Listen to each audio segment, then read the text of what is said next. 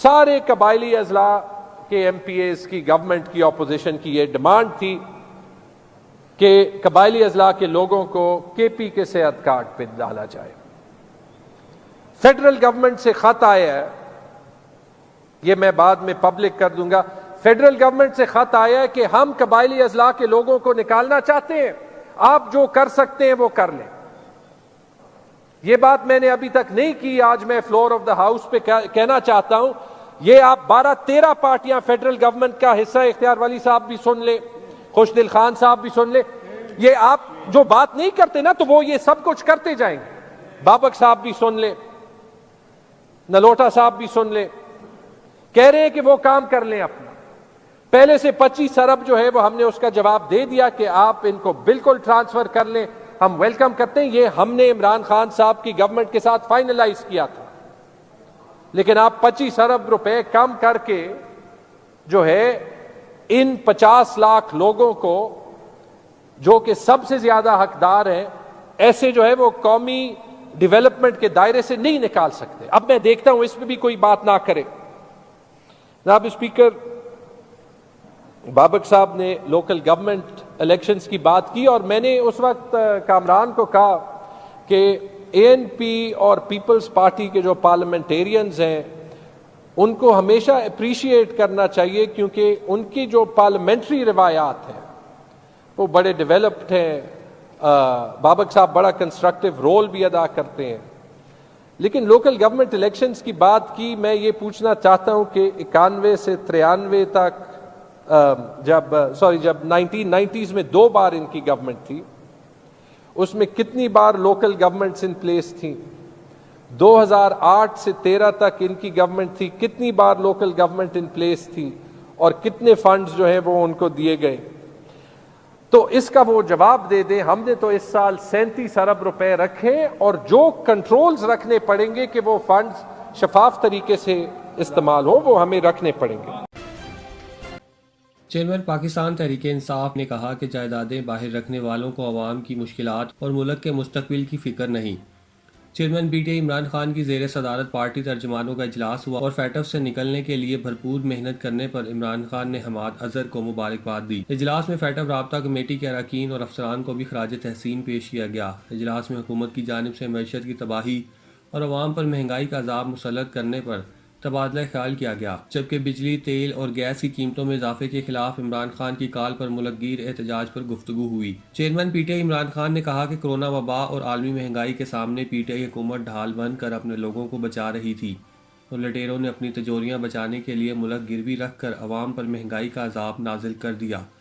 انہوں نے کہا کہ اپنی جائیدادیں باہر رکھنے والوں کو عوام کی مشکلات اور ملک کے مستقبل کی کوئی فکر نہیں, جبکہ تحریک انصاف اپنے لوگوں پر دن دہاڑے ظلم برداشت نہیں کرے گی. عمران خان نے کہا کہ اتوار کے احتجاج میں قوم کے ساتھ مل کر آئندہ کا لاہ عمل کا فیصلہ کریں گے. ظلم و جبر اور طاقت سے عوام کو اپنے حق کے لیے آواز بلند کرنے سے روکا نہیں جا سکتا.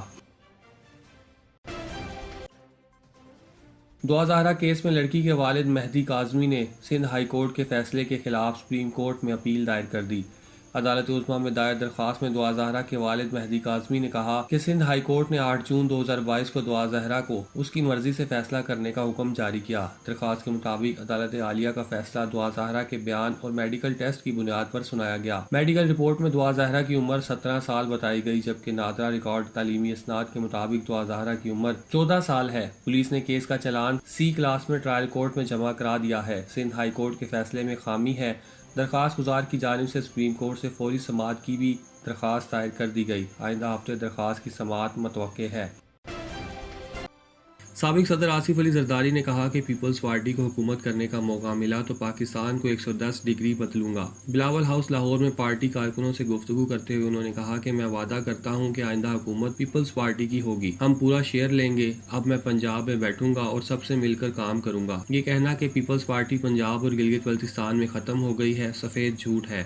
سابق صدر کا کہنا تھا کہ ہم نے اپنی سیاست کمزور کر کے پاکستان کو بچانے کی کوشش کی. انوکھے لاڈلے کی 4 سال کی پالیسیوں کے باعث آج ملک میں مہنگائی ہے.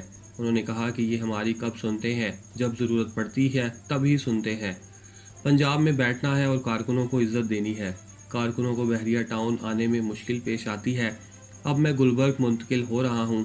لوگوں کو پتہ چلنا چاہیے کہ پیپلز پارٹی کا صدر گلبرگ میں بیٹھا ہے۔ انڈین حکام نے مسلح افواج میں بھرتی کے طریقہ کار میں تبدیلی کے خلاف عوامی اجتماعات اور پرتشدد مظاہروں کو روکنے کے لیے مشرقی ریاست بہار کے کئی حصوں میں انٹرنیٹ سروس معطل کر دی ہے۔ برطانوی خبر رساں ایجنسی کے مطابق وزیر اعظم نریندر مودی کی جانب سے مختصر مدت کے لیے فوجیوں کو بھرتی کرنے کی نئی پالیسی کے خلاف ملک کے بعض علاقوں میں کیے گئے مظاہروں میں ایک شخص ہلاک اور 1 درجن سے زائد زخمی ہو چکے ہیں۔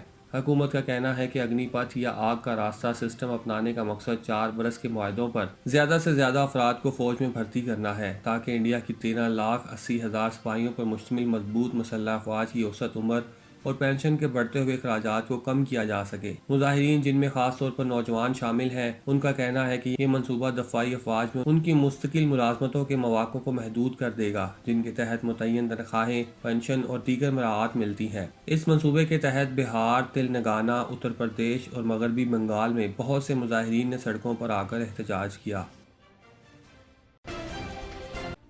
بنگلہ دیش اور بھارت میں مونسون بارشوں کے بعد آنے والے سیلاب کے نتیجے میں کم از کم 41 افراد ہلاک اور لاکھوں لوگ بے گھر ہو گئے۔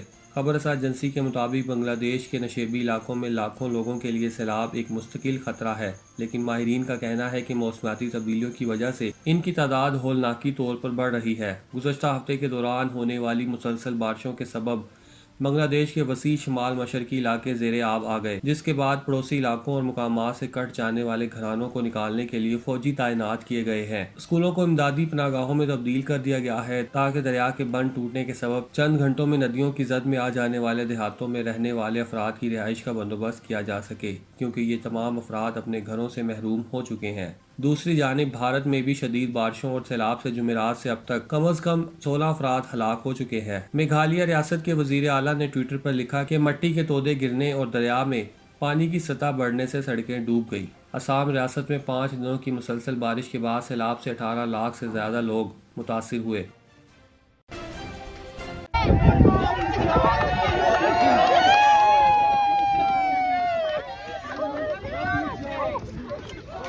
امریکی صدر جو بائیڈن سائیکل چلاتے ہوئے گر پڑے۔ خبر رساں ایجنسی کے مطابق وائٹ ہاؤس کی پول رپورٹ کی ایک ویڈیو میں 79 سالہ صدر کو گرنے کے فوراً بعد اٹھتے ہوئے دیکھا جا سکتا ہے۔ اٹھنے کے بعد وہ کہتے ہیں کہ میں خیریت سے ہوں۔ وہ خاتون اول جل بائیڈن کے ساتھ ڈیلاویئر میں بیچ ہوم کے قریب اسٹیٹ پارک میں سائیکل چلا رہے تھے۔ صدر نے اس موقع پر اپنے خیر خواہوں اور رپورٹرز کو بتایا کہ جب انہوں نے سائیکل کے کلپ سے پاؤں نکالنے کی کوشش کی تو اس دوران وہ اپنا توازن برقرار نہ رکھ سکے۔ وائٹ ہاؤس کی ایک پول رپورٹ میں بتایا گیا ہے کہ سائیکل سے گرنے کے نتیجے میں صدر جو بائیڈن کو کوئی خراش نہیں آئی۔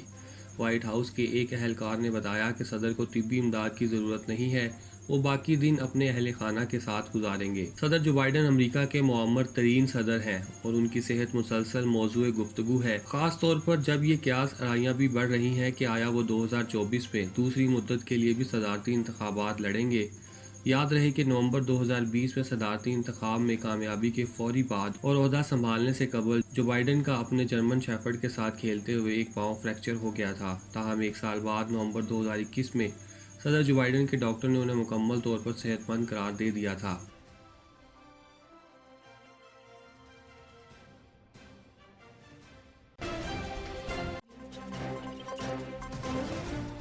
جب چاہیں جو چاہیں، کھانا ہمیشہ لاہوری چلی سے کھائیں۔ لذیذ، تازہ، صحت بخش کھانوں کی وسیع ورائٹی۔